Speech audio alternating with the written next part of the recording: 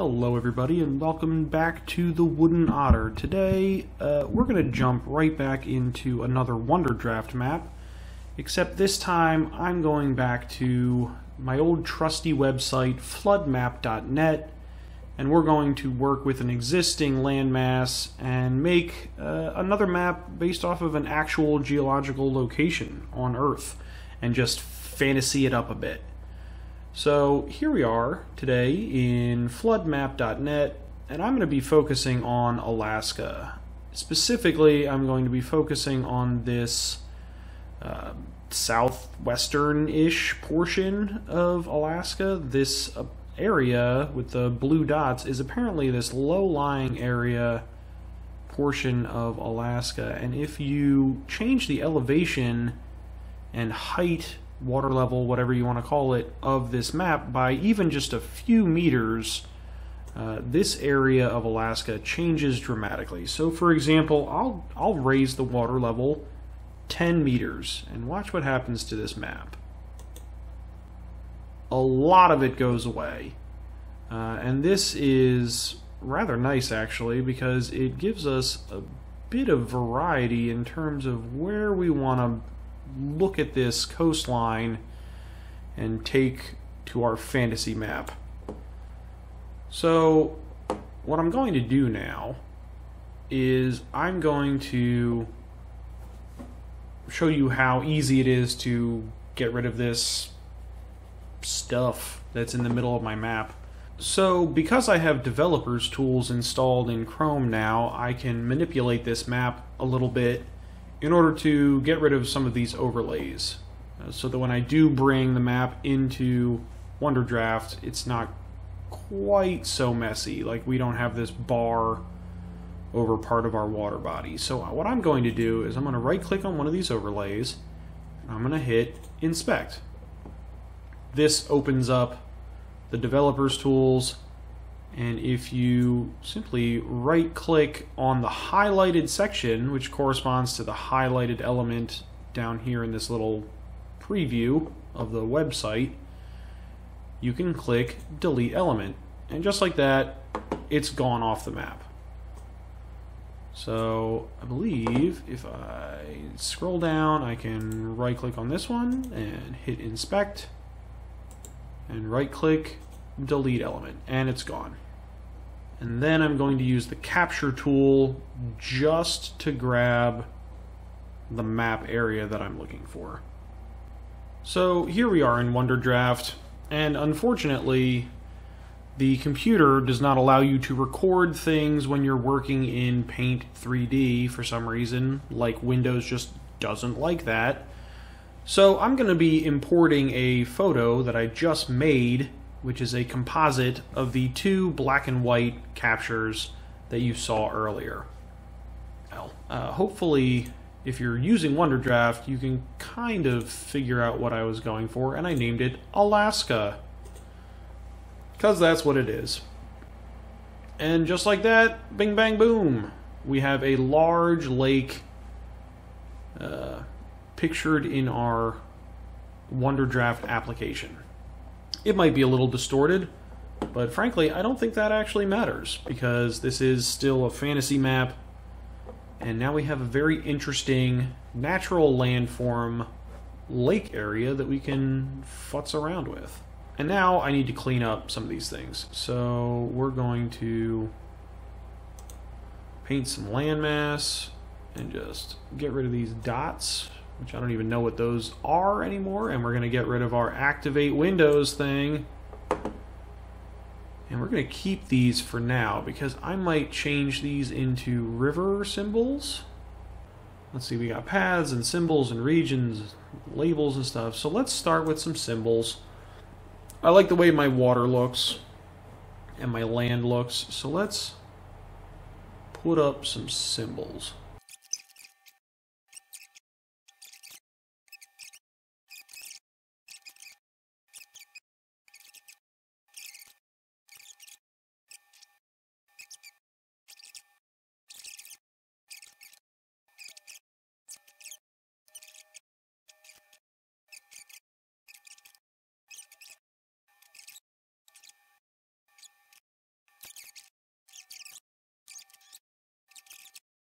lake areas tend to be fairly mountainous, which is what we're going to get into right now. We're going to add some mountains.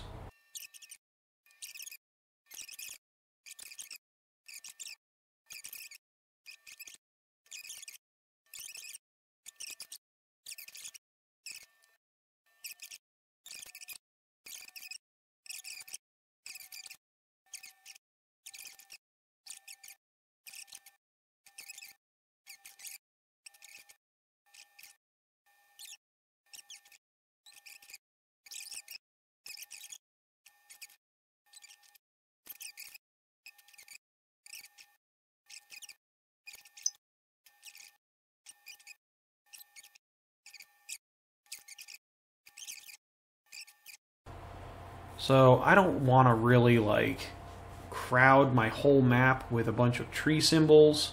I've done that before and it kind of takes away from the... What does it do? It like changes the aesthetic of the map. If you just have, like, let's just say you picked pines and you were like, pines everywhere, this is my forest, pines. It changes the aesthetic versus finding a symbol for tree blocks, which is a thing you can download and install into Wonderdraft, and it's basically a series of symbols that interlock and they make forest blocks in the same style that you used to find in paper maps for like the Forgotten Realms and things like that. I'll just show you what I mean.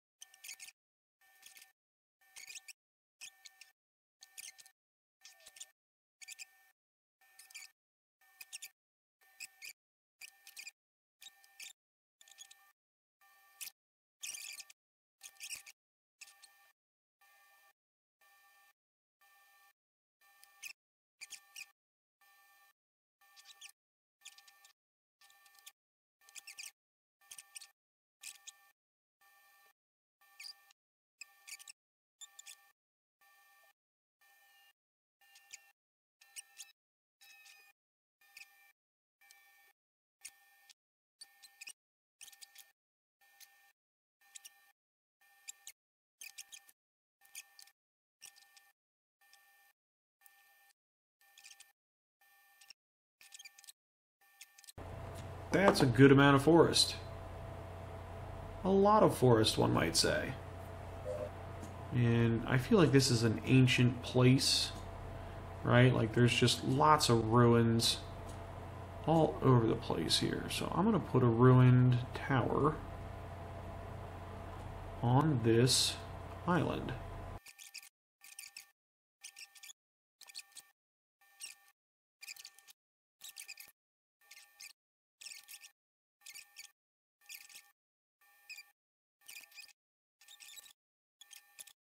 So now we want to start labeling things.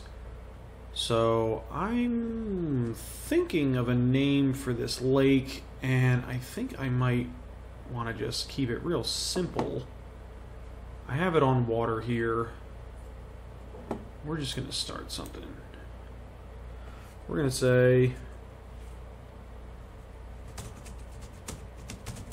the Lakelands.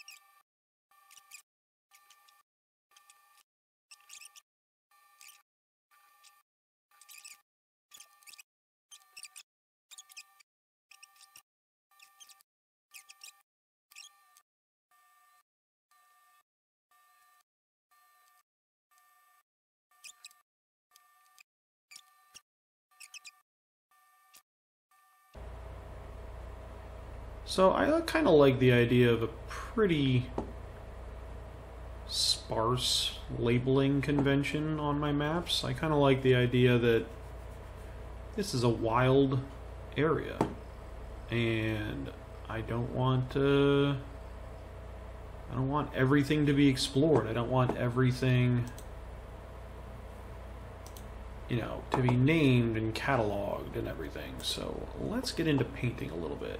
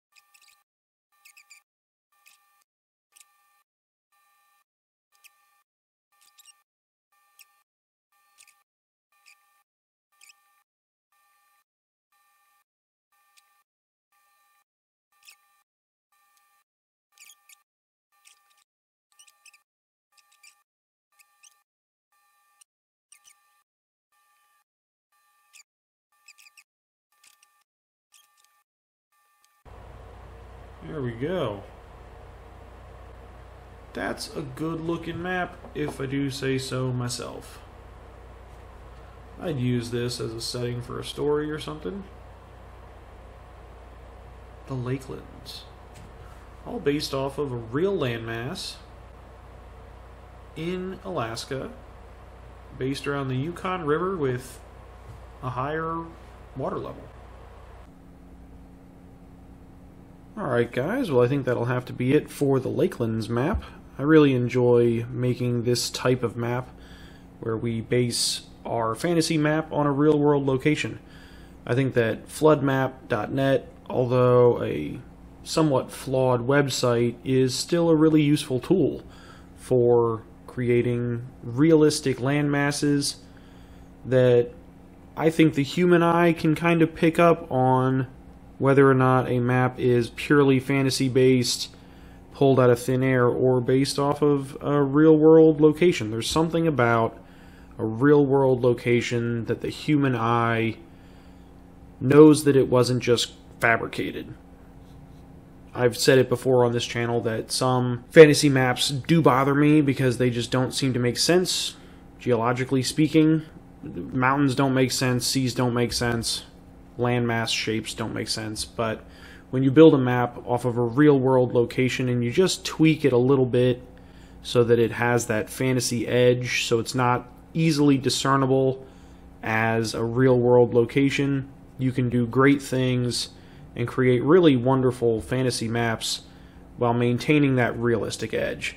I hope you guys enjoyed the video. If you did, give it a like, and hopefully, if you really enjoyed it, you subscribe to the channel. I will catch you guys next time, here on the Wooden Otter. Peace.